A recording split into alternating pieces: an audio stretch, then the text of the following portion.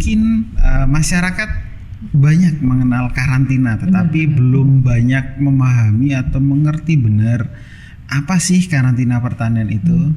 Karantina pertanian mempunyai tugas yang pertama, mencegah hama penyakit hewan karantina dan organisme pengganggu tumbuhan karantina untuk masuk, tersebar, dan keluar dari wilayah Indonesia.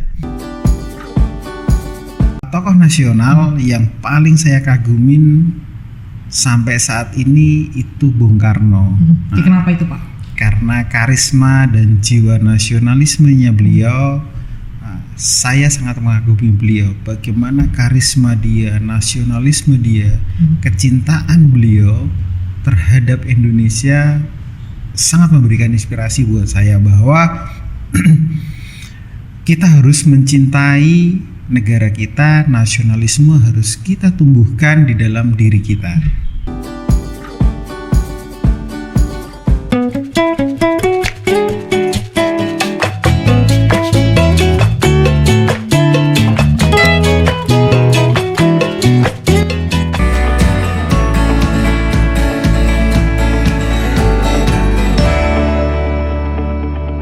Assalamualaikum warahmatullahi wabarakatuh. Selamat pagi sobatku. Jumpa lagi dalam acara Qpos Quarantine Podcast Samarinda, wadah berkesahnya orang karantina. Pagi ini yang di cuaca yang sangat cerah, kita kehadiran tamu yang luar biasa di podcast perdana kita, kehadiran Bapak Kepala Karantina Pertanian Samarinda, Bapak Dr. Hewan Cahyono. Selamat pagi Mbak, selamat pagi Sobat Q. Gimana Pak, sehat ya Pak ya? Alhamdulillah sehat Mbak. Gimana keluarga Pak, sehat Pak? Alhamdulillah sehat juga, keluarga masih di Medan, semuanya dalam kondisi yang sehat walafiat. Alhamdulillah. Ini nggak kerasa ya Pak, udah setahun di Samarinda ya Pak ya? Iya, saya menginjakkan kaki pertama kali masuk ke kantor karantina pertanian Samarinda ini di akhir bulan Agustus tahun 2020 tahun lalu. Ya, sudah 1 tahun saya berada di Samarinda ini Mbak jadinya. Berarti sudah setahun juga LDR sama ibu ya Pak? Iya.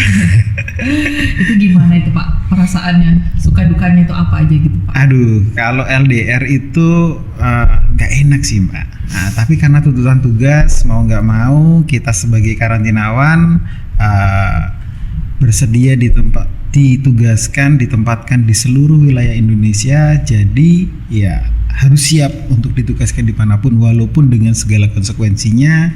LDR sama istri dan keluarga tetap semangat menjalani tugas. Tetap semangat, yang penting ibu tetap mendukung Bapak ya Pak. Tetap selalu support untuk melaksanakan tugas. Alhamdulillah. Terus Pak, kalau sosok inspirasi di kehidupan Bapak itu siapa Pak? Sosok paling inspiratif di dalam kehidupan saya yang membentuk saya sampai seperti ini sebenarnya adalah terbesar adalah ibu.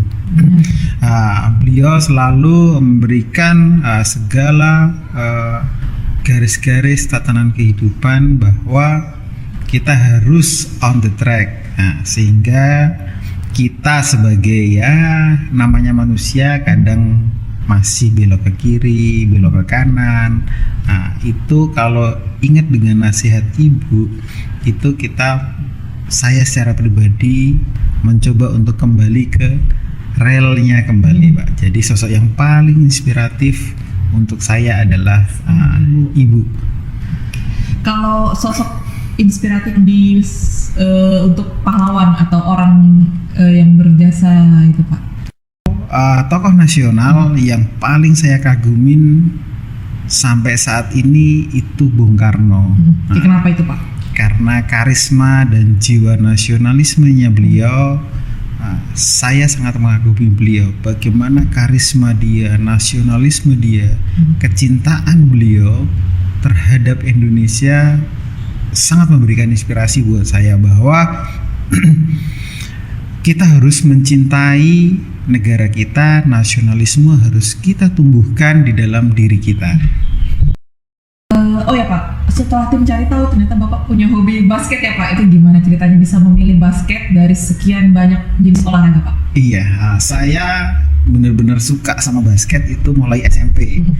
Seperti kalau main basket itu semuanya jadi plong. Nah, mau masalah, mau penat seperti apa ketika bermain basket ya seperti hilang. Nah, jadi walaupun badan capek ketika mau waktu yang sempit pun kita sempat-sempatkan untuk bisa bermain basket. Ditambah lagi dengan selain itu ditambah dengan nambah teman, Mbak. Jadi kalau orang bilang nambah teman, nambah rezeki. Nah, selain ngilangin stres, nambah teman, semoga bisa nambah rezeki juga. Soalnya adalah salah satunya sebagai media untuk lebih memperkenalkan karantina untuk masyarakat Samarinda, karena belum tentu semua orang itu selalu mendengar kata karantina, sangat familiar sebenarnya karantina, tetapi belum tentu mengetahui apa sih itu karantina pertanian. Di situ saya mencoba, karena saya hobi, teman-teman banyak di basket, makanya ya kenapa enggak kita manfaatkan teman-teman basket ini sebagai ajang sosialisasi untuk karantina pertanian Samarinda lebih dikenal untuk masyarakat Kota Samarinda. Karantina itu sendiri apa sih Pak? Tupoksi karantina pertanian Samarinda itu Pak? Karantina, mungkin masyarakat banyak mengenal karantina, tetapi belum banyak memahami atau mengerti benar apa sih karantina pertanian itu.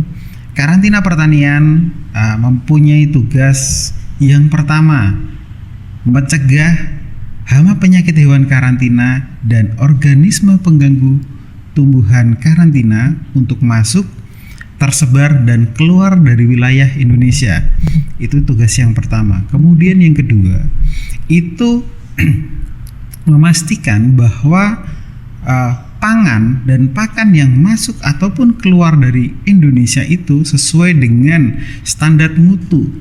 Itu mencegah masuk dan tersebarnya agensi hayati, produk rekayasa genetika, dan invasif alien spesies ke dalam wilayah Indonesia. 4. Itu mencegah masuk dan keluarnya tanaman dan satwa liar, tanaman dan satwa yang dilindungi, dan sumber daya genetika Indonesia masuk atau keluar dari wilayah Indonesia. Itu tugas utama karantina. Untuk kedepannya, dalam tugas penting karantina sebenarnya di dalam era perdagangan bebas kedepannya, bahwa akan semakin minim untuk pembatasan perdagangan internasional itu dengan menggunakan tarif. Yang bisa dilakukan oleh negara adalah dengan pembatasan teknis. Salah satunya sebenarnya adalah karantina. Bagaimana karantina berperan di dalam proses perdagangan internasional tersebut. Bagaimana karantina bisa menjaga petani-petani Indonesia ini tidak dijajah oleh produk-produk pertanian dari luar negeri. Itu sebenarnya yang terpenting, Mbak. Iya, benar. Karantina ya Pak, ternyata sebagai karantinawan luar biasa sekali tugasnya ya Pak. Iya. Terus ini Pak, kan ada beberapa program baru ya Pak, Kementerian Pertanian itu yang untuk Badan Karantina Pertanian itu apa aja Pak? Kementerian Pertanian melalui Badan Karantina Pertanian itu ada gerakan 3 kali lipat ekspor, Mbak. Dan JPN, Jaringan Petani Nasional. Untuk gerakan 3 kali lipat ekspor yang lebih dikenal dengan GratiX, itu karantina diamanatkan sebagai koordinator untuk program tersebut, di mana karantina berusaha untuk meningkatkan ekspor 3 kali lipat sampai dengan tahun 2024. Karantina mencoba untuk menggandeng instansi terkait, stakeholders, dan kementerian lain untuk meningkatkan bagaimana produk pertanian dan peternakan ini bisa meningkat nilai ekspornya sebesar 300% sampai dengan tahun 2024. Kemudian yang kedua adalah Jaring Petani Nasional, di mana karantina pertanian mencoba menggandeng para petani milenial untuk lebih meningkatkan produksi pertaniannya yang mempunyai komoditi bisa untuk ekspor. Jadi dengan program ini lebih mendekatkan program Kementerian Pertanian dengan para petani milenial untuk bisa bagaimana menembus, bagaimana meningkatkan produksi, bagaimana membangun jejaring untuk peningkatan ekspor tersebut. Itu Mbak, dua program yang terbaru yang di-launching oleh Badan Karantina Pertanian, yaitu Gratiex dan JPN. Luar biasa Pak, semoga Karantina Pertanian Samarinda sukses menjalankan tugas itu ya Pak, di bawah pimpinan Bapak ya Pak. Dengan bantuan teman-teman Samarinda, stakeholders dan instansi terkait, saya yakin peningkatan ekspor dari Kalimantan Timur ini pasti akan lebih meningkat lagi. Hal itu terbukti Mbak sudah bahwa kemarin, untuk Provinsi Kalimantan Timur itu mendapat penghargaan dari Kementerian Pertanian peringkat kedua untuk peningkatan ekspor komoditi pertanian. Jadi sudah menunjukkan prestasinya di tahun 2021 ini. Dibandingkan dengan tahun 2020 itu sudah meningkat sekitar 6,7 triliun peningkatannya. Jadi itu bukti bahwa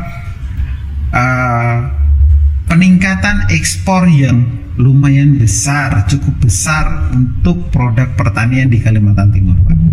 Berarti Kalimantan Timur sudah berhasil ya Pak meningkatkan ekspornya selama 2021 ini ya Pak? Ya, tetapi kan nggak boleh berpuas diri, tetap harus ditingkatkan karena tugas kita masih harus mengawal peningkatan ekspor sampai dengan tahun 2024.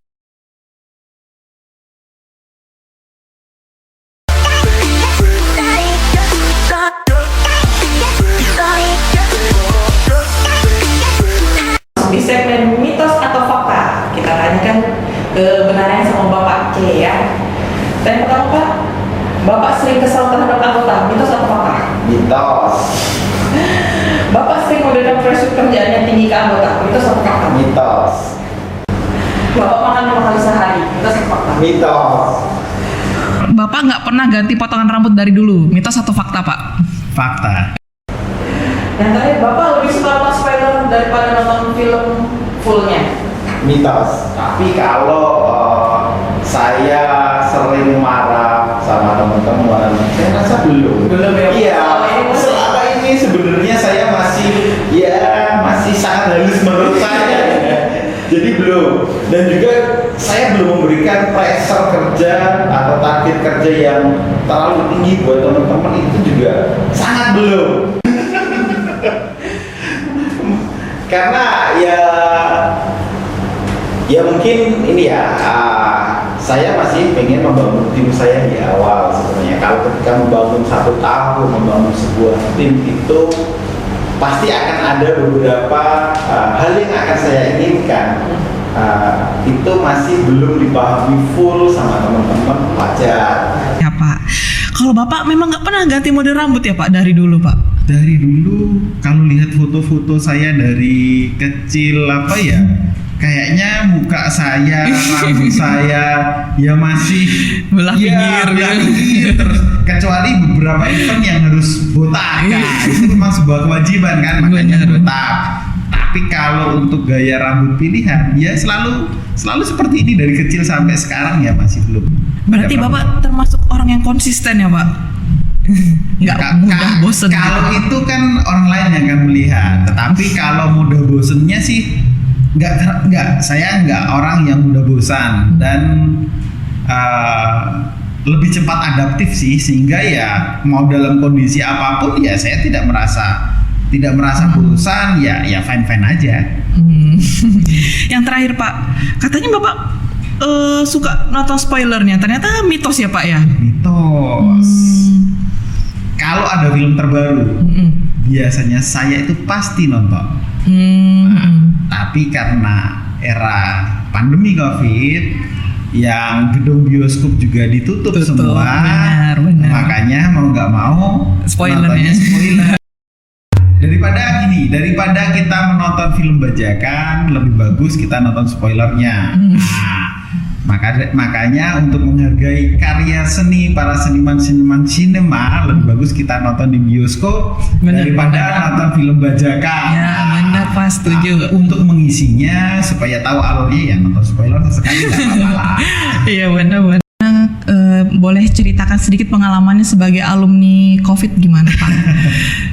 Ternyata sakit COVID itu sangat gak enak. Nah, saya terkena COVID di bulan Juli lalu, yang kategorinya itu masih gejala ringan, itu aja saya merasakan sangat gak enak. Oleh karena itu, untuk masyarakat, untuk Sobat Hiu, saya minta untuk segeralah vaksinasi. Kemudian patuhilah protokol kesehatan. Nah, karena sakit COVID itu memang tidak enak dan COVID itu memang nyata ada. Memang ada beneran ya, Pak, memang nyata ada. Jadi buat Sobat Hiu yang masih meragukan kebenaran ada atau tidaknya COVID, saya sebagai penyintas COVID nyatakan bahwa COVID itu memang ada, dan ketika terkena COVID itu sangat tidak enak. Oleh karena itu, jagalah kesehatan, segera vaksinasi, dan tetap melakukan protokol kesehatan.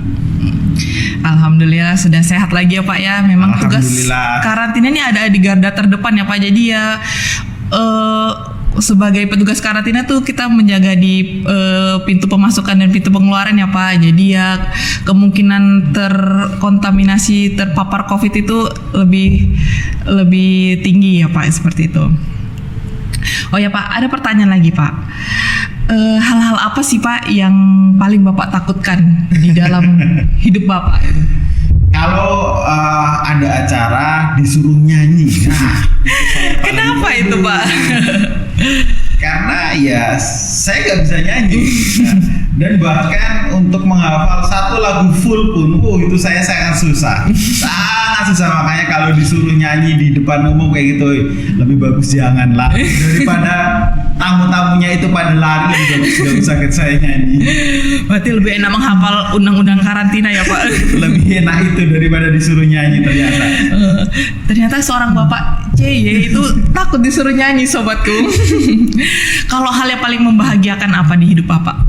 Kalau yang paling membahagiakan sebenarnya paling senang ketika melihat orang senang atau bisa menolong orang lain. Itu yang paling saya senang. Melihat ekspresi orang yang kita tolong itu tersenyum, berterima kasih, rasanya beda. Sensasinya ternyata berbeda. Itu yang paling saya senang. Luar biasa, Pak. Alhamdulillah. Terkadang kan ada orang ya, Pak ya, yang senang melihat orang susah, ada yang susah melihat orang senang ya, Pak. Kalau kayak gitu terus kapan kita majunya? Ya, Pak, benar sekali, Pak.